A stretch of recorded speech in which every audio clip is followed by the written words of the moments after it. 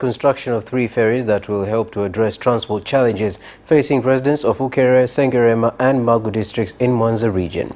The ferries are being constructed by Songoro Marine Company at a cost of 15 billion shillings. Iliwahi kutokea ajali. Wanafunzi waliwahi kudhama. Accident has occurred and pupils drowned. Usually it is chaotic when the lake is on high tides.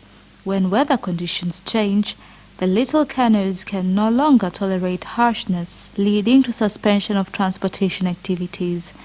Meanwhile, these ferries will help in simplifying transport regardless of weather conditions. These ferries are part of life. People living in small islands understand that better. Many vessels are made out of tons of metal. If we will have the capacity of having industries that can extract metal, we can be able to produce quite a number of good quality ferries. The government should find investors who can extract metal in the country. The immigration forces arrested 3 illegal immigrants from Rwanda who were engaging in the illegal production of liquor called Dunia Yote at Nshambya ward in Bukoba Municipal Kagera region. 900 bottles of the liquor and production equipment were seized in the incident. Ni Bwana Musa Franki Maruku mwenye miaka 27. A Rwandan citizen by the name Musa Frank Mbaruk, 27 years, Mugisha Freddy Sengiyuma, 25 years, Nzaramba Valensi, 21 years. In doing their business, they were supported by a Tanzanian by the name Erasmus Nasib.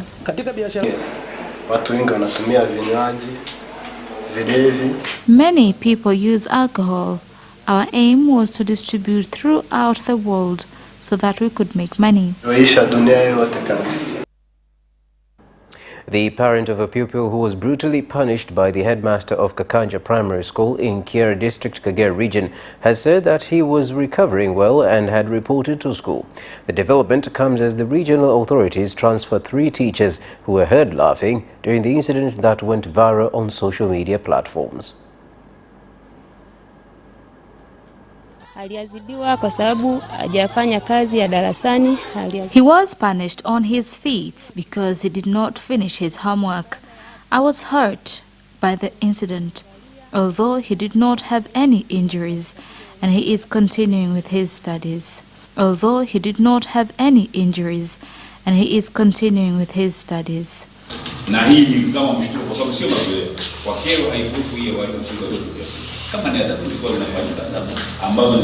This was a very shocking punishment. Since the person who did that incident is still around, maybe he should tell us what other motive did he have behind punishing the pupil that way. Pamoja na taratibu zingine za mamlaka ya tume ya nidhamu kwa walimu. For the discipline committee, as you're still doing investigations, teachers that were laughing at the scene can no longer continue working in this school and instead should be transferred to other schools and replace them with diligent teachers.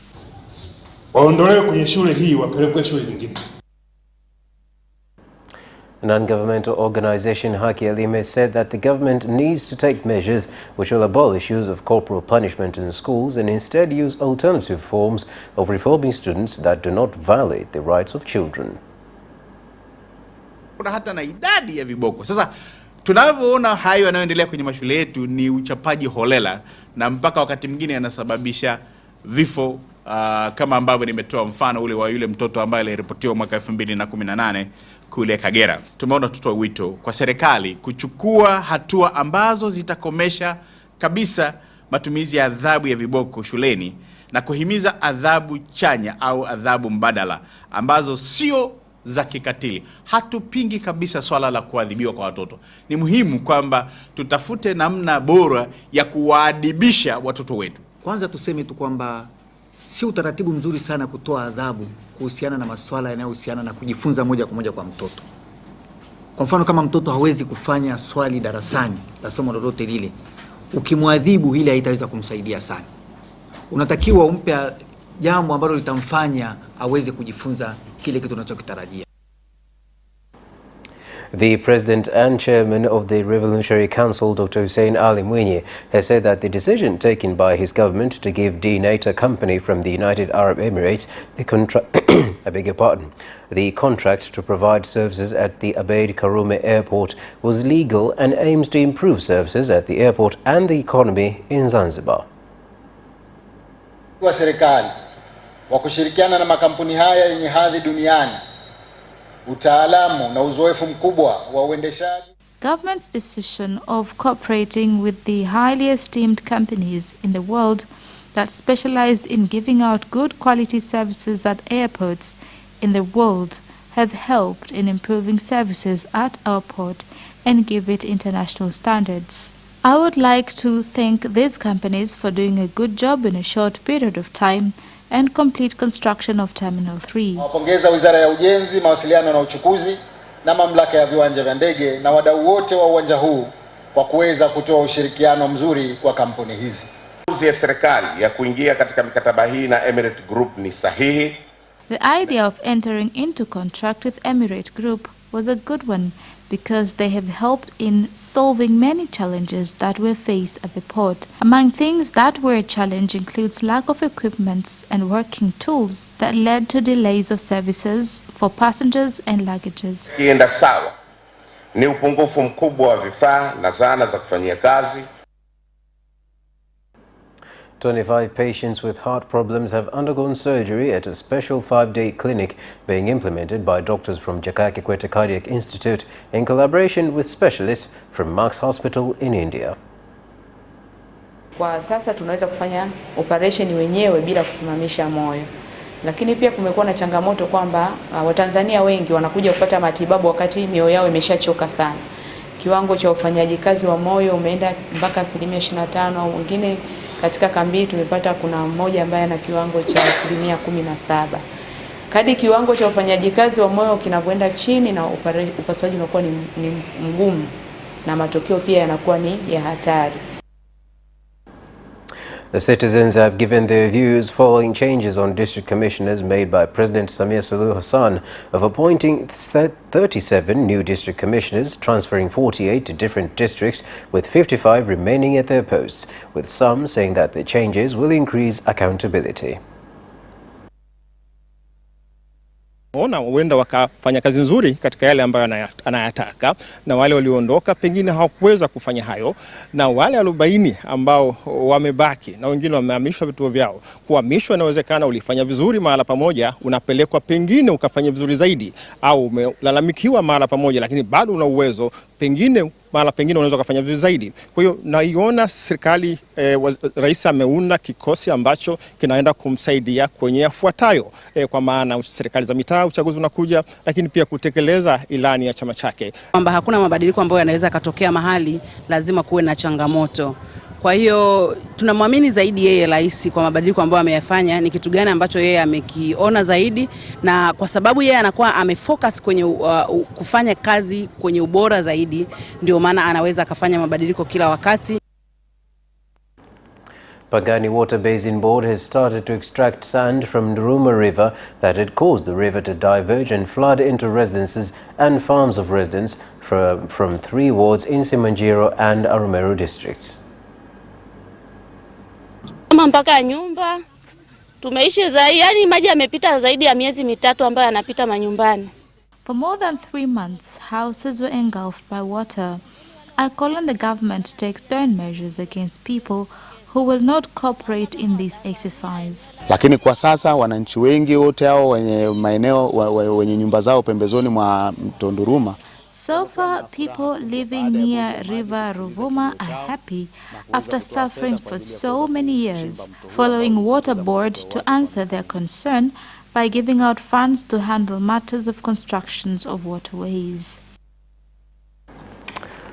And that marks the end of the national news. We'll take a short break and return for international news.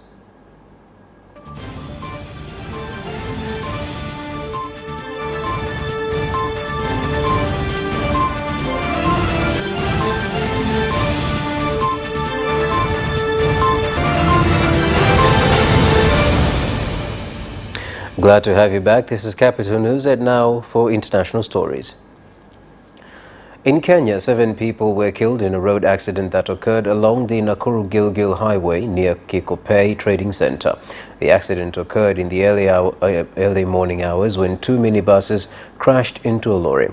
Several people were injured in the incident. And heading on. Lilikuwa limestall, limeharibika, lakini lilikuwa limewekwa kando katika climbing lane. So masaa ya asubuhi kuna magari mawili ya abiria, matatu mbili. Kwa zote zinaelekea Nairobi. Kufika pale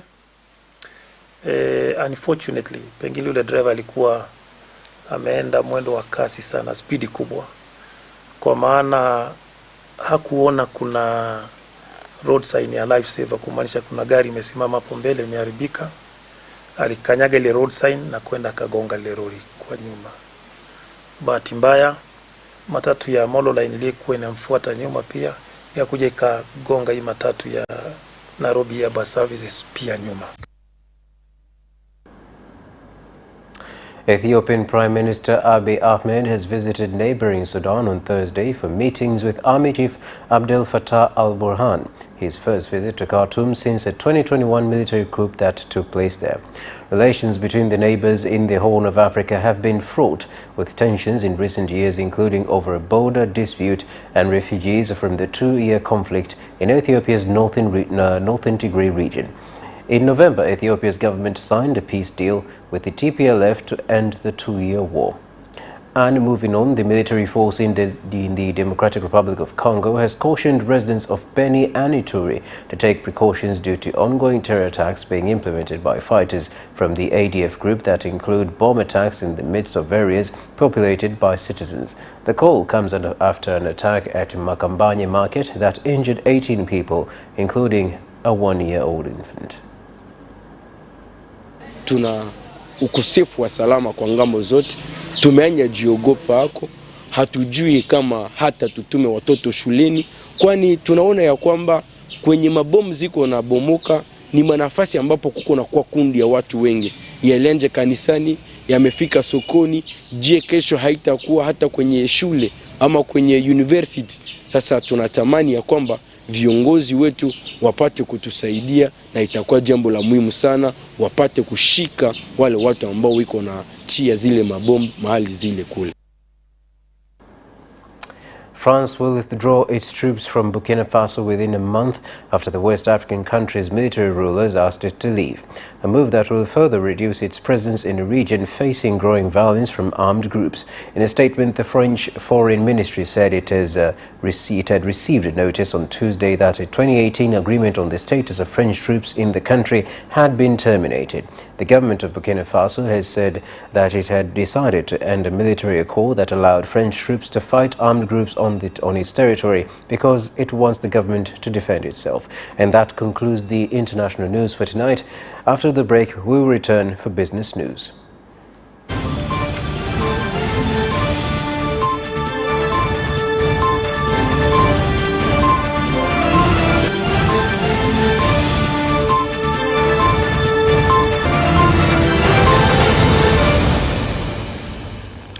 Welcome back, and now business news.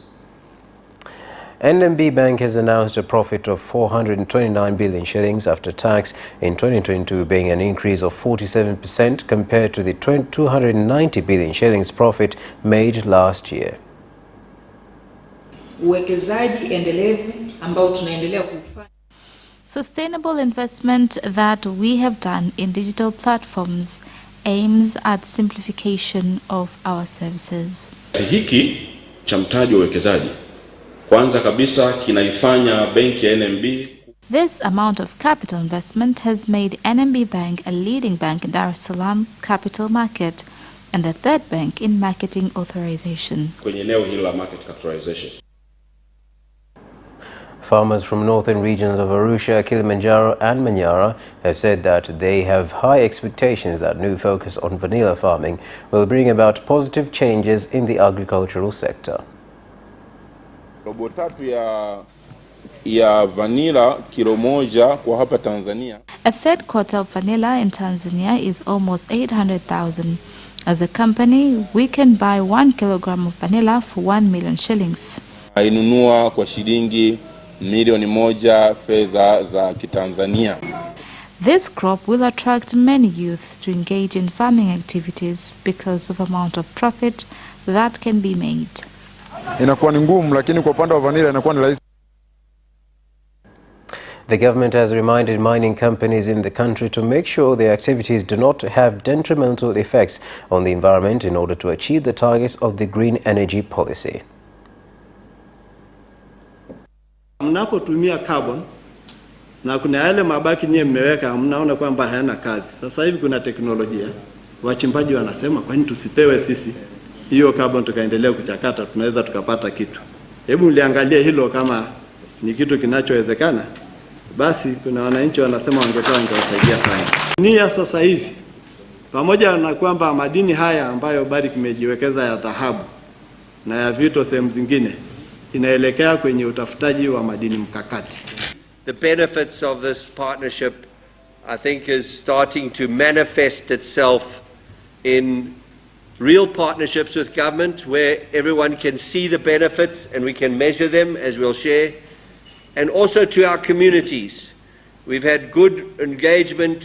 We have really built a new partnership, both here in the Bulyanhulu area and also in North Mara. So, and again, we've got lots to do. We are on a safari. And we have clear about where we want to get to, and we have agreement now between us, the government, and of course our leadership from the surrounding communities. And I would just finish by saying, last year was a good year. It was a record year if you combine the production of gold from Bulyanhulu and North Mara. As you know, our mines got recognized by the government for their contribution to the treasury and also just to the life. And that marks the end of the business news. We'll take a short break and return for sports.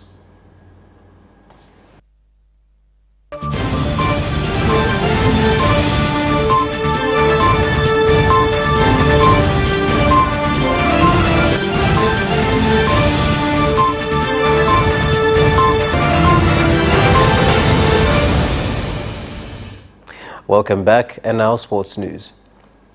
Kicking off with soccer, the head coach of Namungo FC, Dennis Kitambi, has said that he wants the team to play in the CAF Champions League as the team plays a friendly with Al Hilal of Sudan in a game that ended in a 1-1 draw.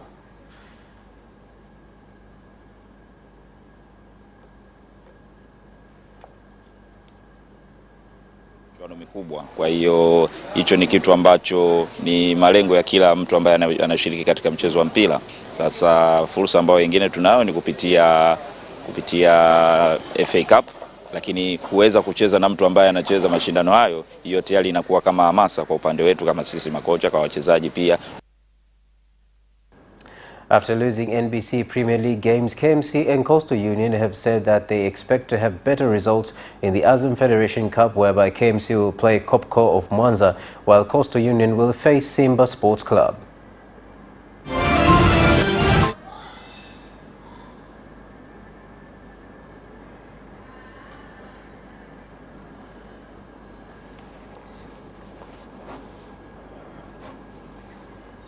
Itakuwa tunacheza huku tunatengeneza timu.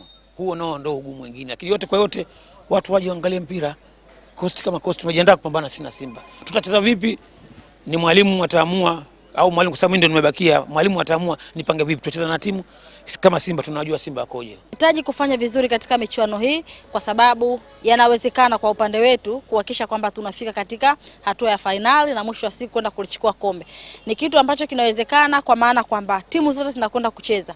Aliyechukua kombe katika msimu uliopita na yeye pia alicheza kama ambavyo na sisi tunahitaji kwenda kucheza kwa sasa hivi. Former Taifa Stars head coach Etienne Ndayiragije has been announced as the new Burundi national team head coach. Iragije has signed a 2-year contract with his native nation's team after being without work since leaving Tanzanian football. The coach is popular in Tanzania, having coached not only the national team Taifa Stars, but also Mbao FC, KMC FC, Azam FC, and the latest, Gator Gold. Sports stakeholders from the US and Australia have handed over volleyball kits and balls to more than 1,000 students of Arumero district to develop sports in the district.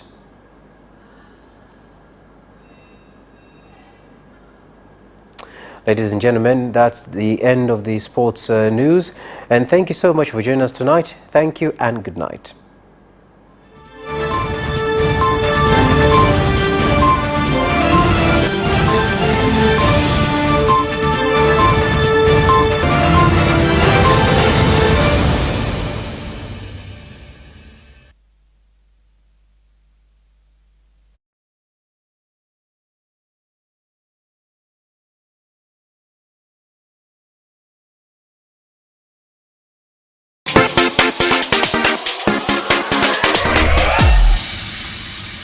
Watch Capital News at 9:30 and get updated on what is happening in Tanzania and around the world on political, social, and economic issues and events, without forgetting business and sports news. You can get it all right here on Capital News at 9:30 from Monday to Friday on Zuku Channel 067, Digitech Channel 1103, and Facebook Capital Television Tanzania.